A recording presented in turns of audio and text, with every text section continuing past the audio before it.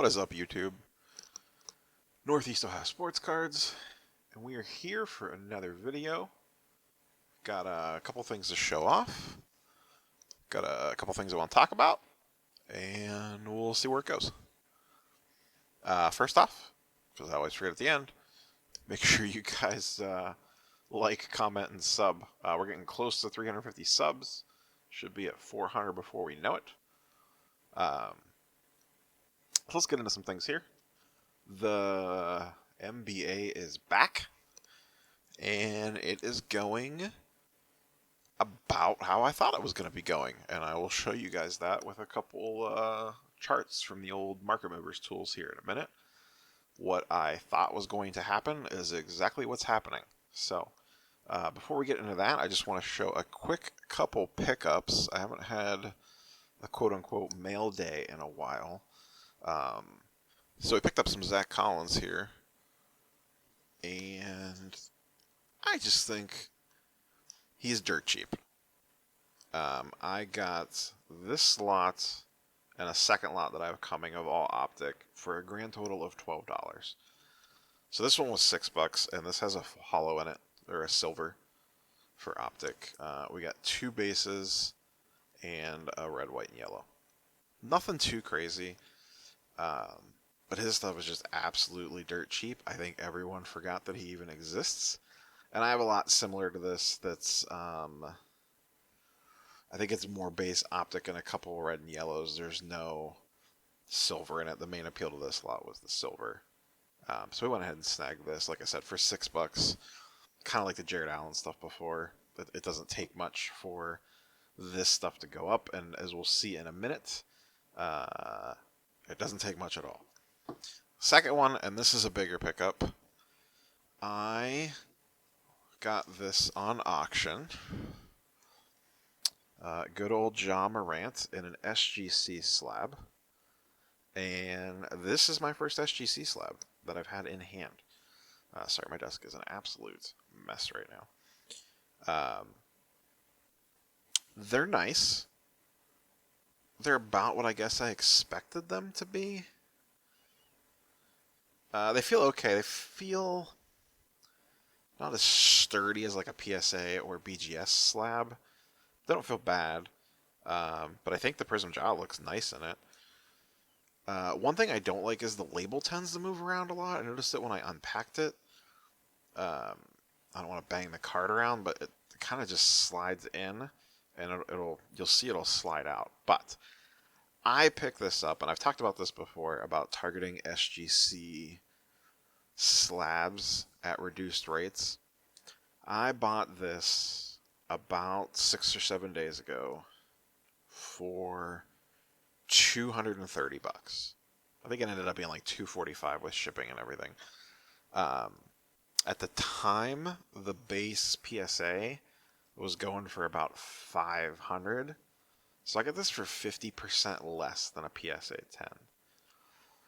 And I don't think SGC should be priced like PSA. I don't think they're there yet. I don't think they're close. But it shouldn't be at 50% of a PSA.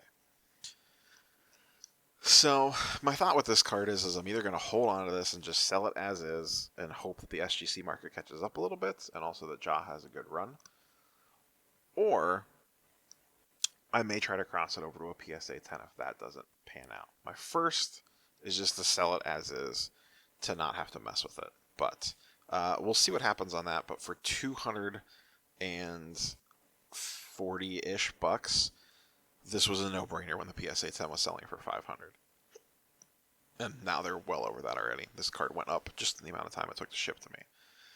I looked the card over. It looks like a PSA 10. It is almost perfectly centered. Corners look good. I don't see any surface stuff on it. Back centering is off just a skosh, but back centering is usually a little bit more lenient. So I'm not sure what I'm going to do with this yet, but it was too good of a deal to pass up. So we got that too.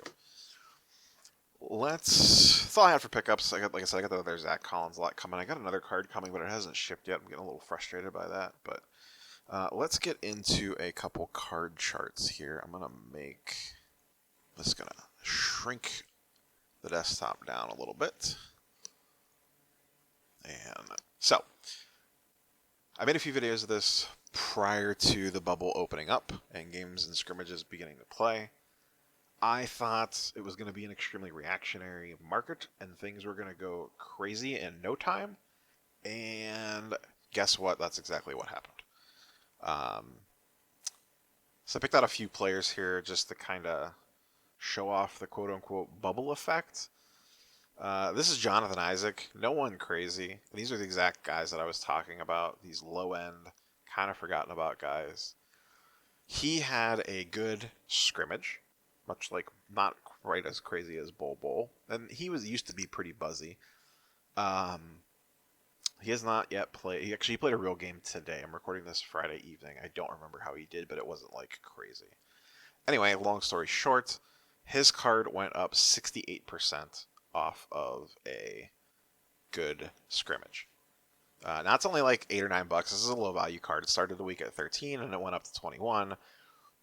But if you're just starting out, this is the kind of stuff you need to be looking at, is buying these types of cards up for 10 or 12 bucks and hope you get lucky. Now, it really necessarily shouldn't be about luck. If you're buying NBA cards, especially low-end stuff like this, you should know the league.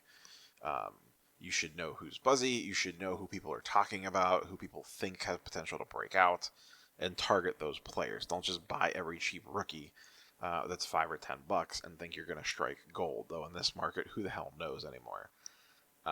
So you need to know the league. If you're going to be quote-unquote investing in this stuff, watch the actual games, follow podcasts, follow people on Twitter, dive into it. Just buying stuff blindly is not going to do you any good. That's how you fall into some of these guys, like I'm buying up Zach Collins and Jarrett Allen and Rodnius Kirkius, who's been pretty decent, and his stuff looks like it's gone up a little bit. Nothing crazy, but his cards were like 50 cents a piece. You start there, and then you get up to being able to pick up, taking a risk on a $230, $250 jaw SGC 10 and see what happens. But everyone's got to start somewhere. So yeah, the bubble has gone exactly how I thought it was going to go. The next guy we're going to look at, Brandon Clark. This is his base silver. He had a couple good practices / scrimmages, and this is prior to his Friday game. And I will tell you right now, by the time you're watching this, you probably already know this. Brandon Clark and Jaren Jackson Jr. went absolutely psycho, especially Jaren Jackson Jr. So I expect his cards to be going crazy the next day, if they're not already. His base silver started the week, and I'm sorry, this is Mosaic, by the way, not Prism. His base Mosaic silver started the week at $18 and is now up to $50. Like, what? And I like Brandon Clark. This was probably too cheap to begin with, especially compared to some of the prison stuff, but he's been very, quote-unquote, buzzy. Had a couple good games, people like the Young Grizzlies, etc., etc. And then the number one, Mikal Bridges. He played okay today, I think. I've not dug into a ton of stuff. But he was just balling out in scrimmages. And look at this chart. Zoom! Come down here and look at this. And this is his base silver prism. Started the week at $7.50 and ended the week at $40. It's up $30 a card for 425%. Hello, Bol 2.0. I think Mikal Bridges actually probably has a better chance of being relevant in the league than Bol does, but once again, I believe, or what I thought is coming true, is that people are overreacting like crazy. As I mentioned in the videos leading up to the bubble, if you guys have cheap rookie lots, Prism, Silver, Optic, whatever, listed on any selling platform, and they are guys that are playing in the bubble, you need to pull them down off the market. You also need to, I already went through, in fact, the reason my desk is a mess is because I went through my box of random stuff and started pulling out guys, more quote unquote bubble guys. I got some Darius Baisley. Cam Johnson was playing really good in the last couple scrimmages. He played really good today. Keldon Johnson's been playing really good. He's super buzzy right now. I went through and pulled a bunch of his stuff out. Goga is getting buzz because Sabonis got sent home.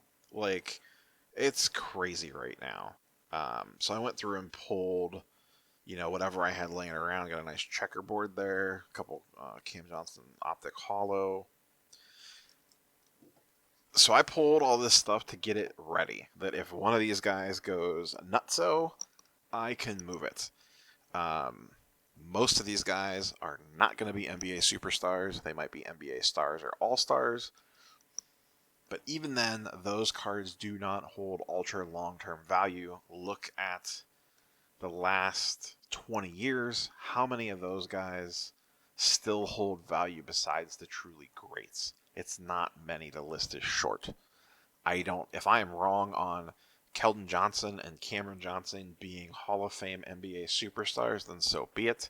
If I can sell them at a plus 425% market change and take that money and use it to buy Luka or Giannis or AD or Jason Tatum or Ja Morant or LeBron or whatever, I'm going to do that 100 out of 100 times. And that's how I think you guys should be approaching it too. If you have a little pet project guy that you really like, for example, I really like Kevin Porter Jr. Obviously, he's not in the bubble, but let's say that he was.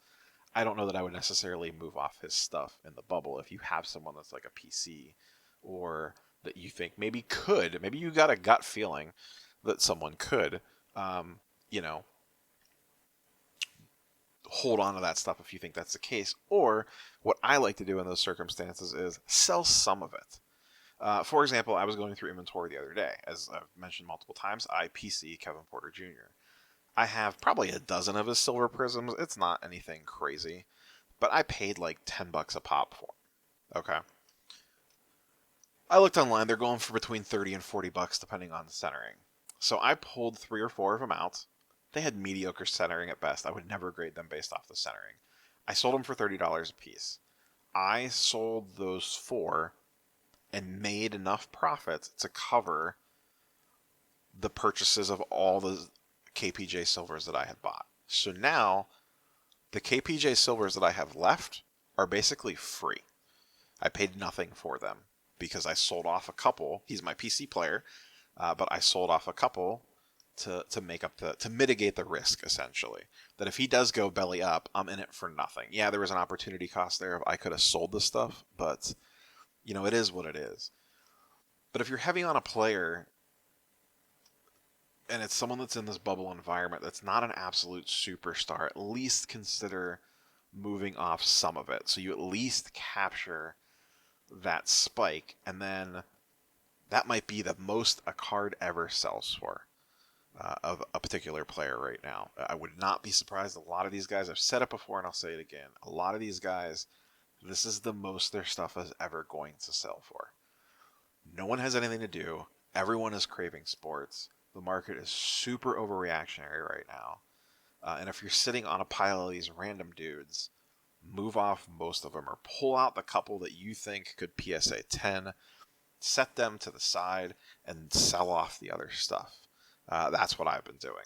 That's why the desk is literally a mess, because there's just random stacks of cards of me sorting through stuff. So everything I thought about the bubble so far is coming true. I will be curious to see what happens when we get into the playoffs. Another example is I did not pull a chart on him yet because the data hadn't updated yet.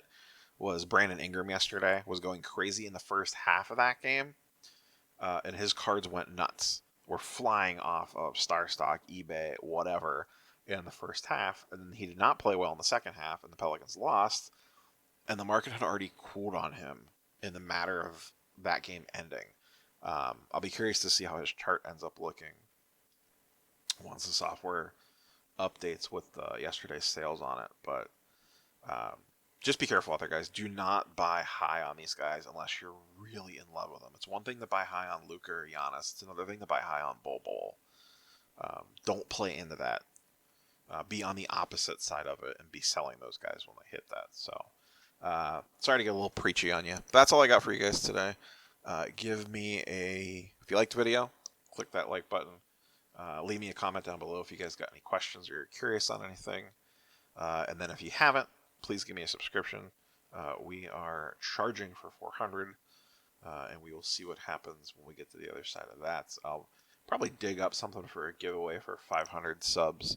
Oh, and if you stuck around this long, NBA Chronicles will be out in retail probably within the next week or two. So gear up for that, Chase, and good luck, because it's probably going to be crazy. If you haven't figured out your stores yet, better get on it. We will see you guys later. Peace.